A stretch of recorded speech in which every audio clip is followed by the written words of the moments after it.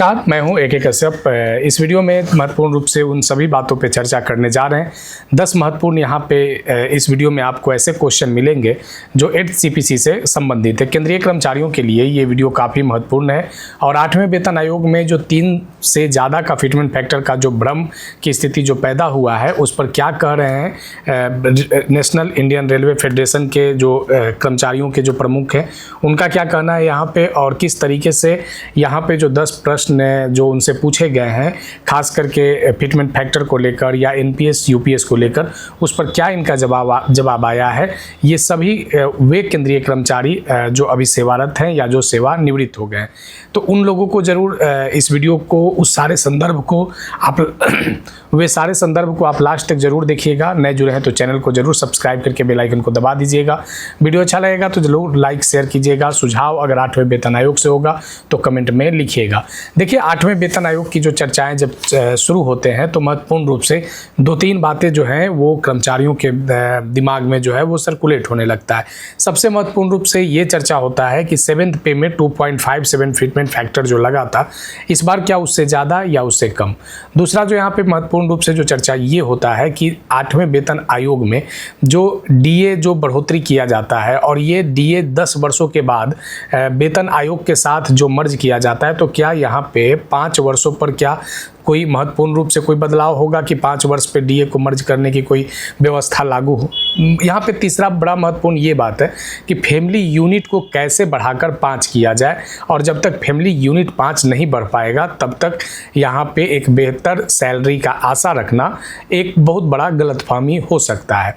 यहाँ पे उन विषयों पर भी बात करेंगे जहाँ पे बड़ी संख्या में सेंट्रल एम्प्लॉय या स्टेट एम्प्लॉय UPS और NPS में कवर हैं, उनके लिए OPS की कौन सी मांगे हैं। इन सारी बातों को हमने इसलिए इस वीडियो में लाया है क्योंकि यहाँ पे ऐसे चीज़ों को भी चर्चा किया गया। नेशनल इंडियन रेलवे फेडरेशन के जो हेड हैं, अध्यक्ष हैं, उन्होंने कौन कौन सी बातों को अपने एक इंटरव्यू में प्रदर्शित किया है और कौन कौन सी बातों को लेकर 8वें वेतन आयोग में उन्होंने चर्चा किया है, ये सभी बातों को यहाँ पे समझेंगे।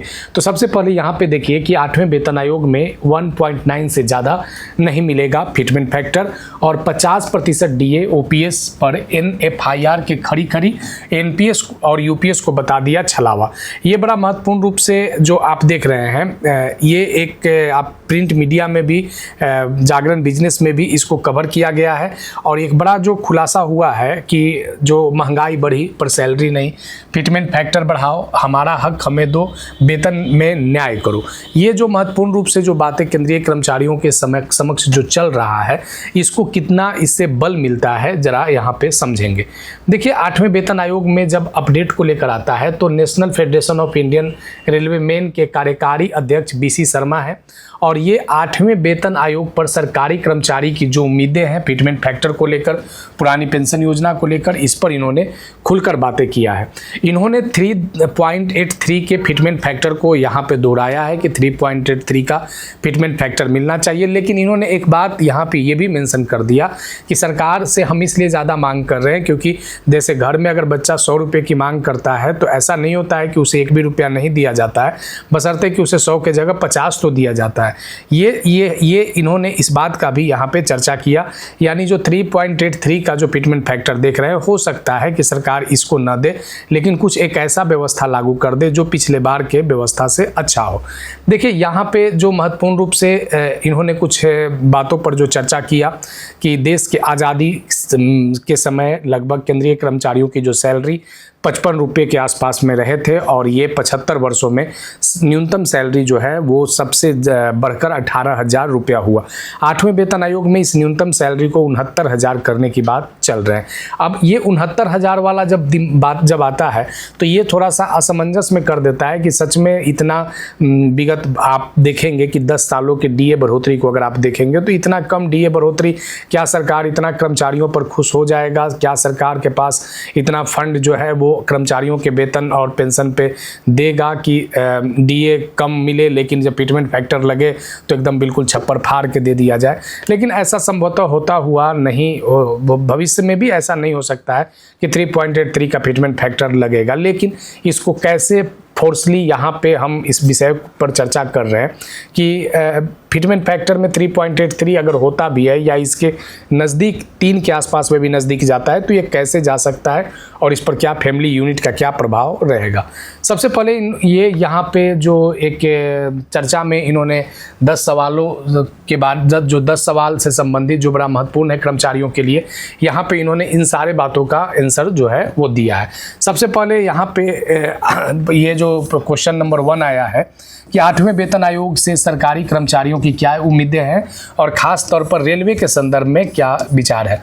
तो इन्होंने इस बात का चर्चा किया कि जो 6ठा वेतन हो या 7वां वेतन आयोग हो या आने वाला 8वां वेतनकारी अध्यक्ष हैं, उन्होंने इस बात का चर्चा यहाँ पे किया कि हम 6ठा 7वां और 8वें वेतन आयोग में हमारी पूरी भागीदारी है। पे कमीशन असल में बाजार के हालात और महंगाई को देखकर बिठाया जाता है जिससे एक कर्मचारी अपने परिवार को आसानी से पाल सके।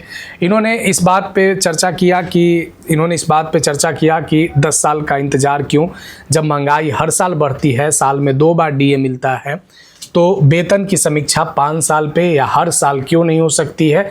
जैसे देश में महंगाई बढ़े उसी के हिसाब से लिविंग वेज यानी जीने योग्य वेतन भी बढ़ने चाहिए। ये बड़ा महत्वपूर्ण रूप से इन्होंने इस बात को चर्चा में शामिल किया है, जिसका डिमांड जो है सो कई कर्मचारी यूनियनों के द्वारा भी पहले किया गया है। दूसरा यहाँ पे इन्होंने महत्वपूर्ण रूप से फिटमेंट फैक्टर पे जब इनसे जब प्रश्न किया गया कि 3.83 का फिटमेंट फैक्टर को जो मांग रखा गया है तो इससे जो अभी न्यूनतम बेसिक सैलरी 18,000 है ये तो बढ़कर 69,000 हो जाएगा, तो इसका क्या पॉजिटिव कुछ फीडबैक मिला है। तो यहाँ पे इन्होंने चर्चा किया कि पे कमीशन का काम सभी पक्षों को सुनकर फैसला लेना है। ये 3.83 का आंकड़ा हमने हवा में नहीं उछाला है, इसके पीछे एक पुख्ता फार्मूला है।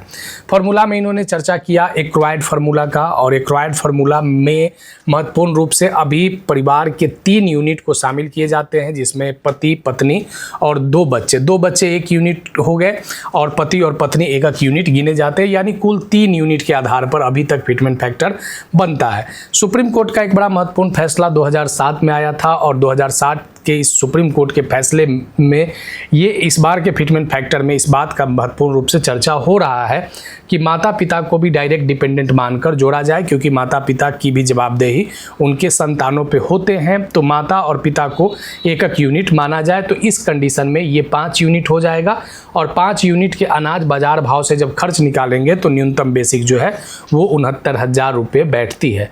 यहाँ पे कहा गया कि हमारी आयोग की मेंबर सेक्रेटरी पंकज जैन जी से भी मुलाकात हुई थी। हम उन्हें समझाए हैं कि रेलवे में engineering, gateman, trackman, technician, painter जैसी ढेरों ऐसी कैटेगरी है जो हम जिसको इस तरीके के फिटमेंट फैक्टर की आवश्यकता है। इसमें आगे बात किया गया इनसे जस्टिस रंजना प्रकाश देसाई के बारे में, जो 8वें वेतन आयोग के जो हेड हैं उनके बारे में चर्चा किया गया। तो यहाँ पे इन्होंने कहा कि जो 8वां वेतन आयोग है ये काम कर रहे हैं। यहाँ पे मेमोरेंडम, सप्लीमेंट्री मेमोरेंडम, ये सभी चीज़ें जो है वो 8वें वेतन आयोग के सामने दिए जा रहे हैं। इसके अलावा यहाँ पे देखिए कि एक बड़ा महत्वपूर्ण रूप से इस बात का भी चर्चा किया गया कि कई लोगों को लगता है कि 3.83 का फिटमेंट फैक्टर सिर्फ हवाई नंबर है, महज दिखावा है, क्योंकि 7वें वेतन आयोग में 2.57 का फिटमेंट फैक्टर मिला था। इसे आप क्या कहेंगे? इस पर बीसी शर्मा ने जवाब दिया कि अगर घर में बच्चा 100 रुपये की चीज़ मांगता है तो उसे तुरंत नहीं मना करते हैं, भले ही हम उसे 50 रुपये की चीज़ ला कर दे दें। इसे नेगोशिएशन कहते हैं। हमारी मांग 100% तार्किक है। हम इसके साथ आने वाले समय में हो सकता है कर्मचारी यूनियन इसको लेकर कुछ नेगोशिएट भविष्य में करे। यहाँ पे देखिए कि जो सैलरी 2.57 के फिटमेंट फैक्टर के आधार पर जो सैलरी बढ़ा था वो 14.29% ही सैलरी बढ़ा था। तो अगर यहाँ पे देखते हैं कि अगर तब भी न्यूनतम सैलरी 26,000 मांग की गई थी, यानी उस समय 26,000 मांग किया गया था, सरकार ने 18,000 रखा था, लेकिन 18,000 मिली मतलब ये नहीं कि ये जायज़ मांग रखना छोड़ दें। 2.57 के नीचे जाने का तो सवाल ही नहीं पैदा होता है।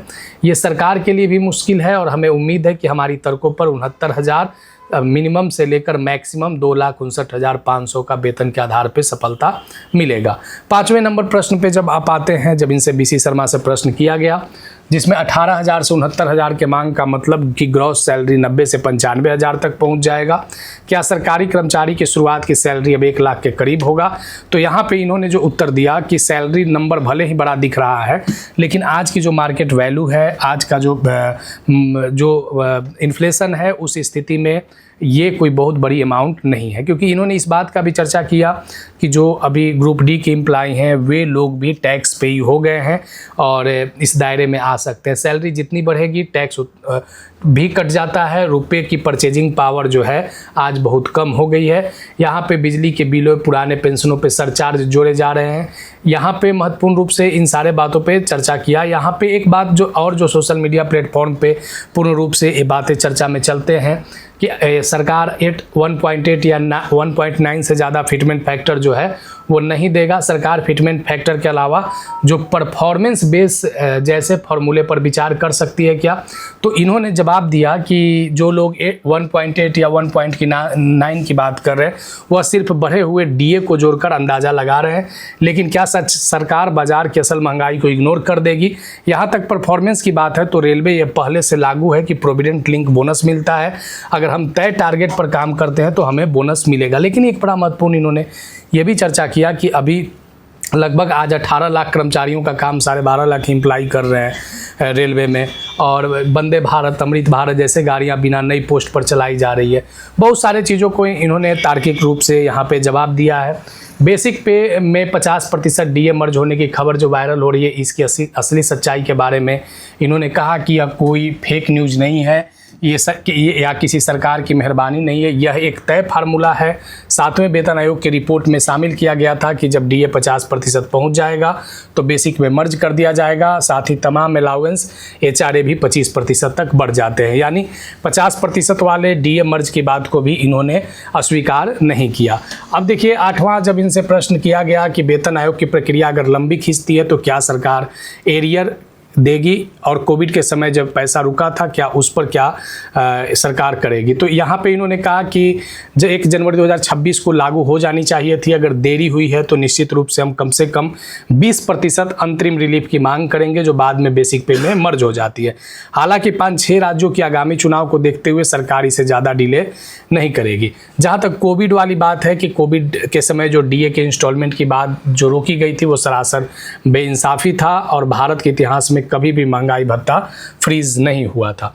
लेवल 1 से लेकर ग्रुप डी के कर्मचारियों से कितना और क्या फ़ायदा होगा, ये भी प्रश्न इन्होंने जब चर्चा किया तो चौथे पे कमीशन में न्यूनतम और अधिकतम सैलरी का अंतर 1:9 के करीब था, जहां आज एक अधिकारी की सैलरी लगभग 2.5 लाख रुपया, जबकि निचले स्तर की कर्मचारी की सैलरी 18,000। सबसे ज़्यादा पसीना ग्रुप डी और नॉन गजेटेड स्टाफ बहाता है, लेकिन भत्ते और सुविधा के ऊपर वाले को ज़्यादा मिलता है।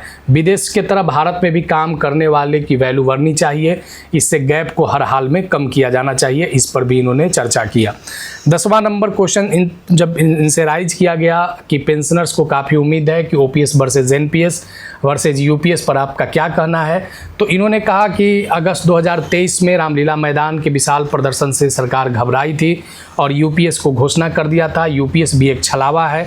25 साल के सर्विस के बाद 50% पेंशन मिलता है। अगर कोई 15 साल सर्विस करके रिटायर होता है तो कॉर्पस के नाम पे शेयर बाजार में पैसा लगाया जा रहा है, जिससे 1500 किसी को 5000 पेंशन मिल रहा है, जो इससे बुढ़ापा कैसे कट सकता है। इन्होंने 96% कर्मचारियों का चर्चा किया जिन्होंने यूपीएस को नकार दिया। हमारी मांगे बिल्कुल स्पष्ट है, हम पे आउट नहीं बल्कि हमें पुरानी पेंशन चाहिए और ओपीएस कोई बोझ नहीं, ये कर्मचारियों का अपना हक है जो उनके द्वारा कमाए गए पैसे जो प्रोविडेंट फंड में ब्याज से ही पूरा हो सकता है, सरकार को इसे वापस लाना होगा। ये जो 10 बड़े महत्वपूर्ण रूपों से जिस पॉइंट पे बीसी शर्मा ने जो चर्चाएं किए हैं, ये बड़ा महत्वपूर्ण रूप से तार्किक के सारे बातों को यहाँ पे रखा है जो आप इस वीडियो में देखे हैं। अगर वीडियो अच्छा लगा है तो ज़रूर लाइक शेयर कीजिएगा। आने वाले समय में 8वें वेतन आयोग को एक बड़ा महत्वपूर्ण यहाँ से कुछ सीपीसी को लागू करने में कुछ एक बड़ा केंद्रीय कर्मचारियों के पक्ष में जिस तरीके से मजबूती से बातें रखे जा रहे हैं फेडरेशन के द्वारा, एक बड़ा बदलाव देखने को मिल सकता है। नए जुड़े तो चैनल को जरूर सब्सक्राइब करके बेल आइकन को दबा दीजिएगा। मिलेंगे आगे हम नेक्स्ट वीडियो नेक्स्ट टॉपिक में। धन्यवाद।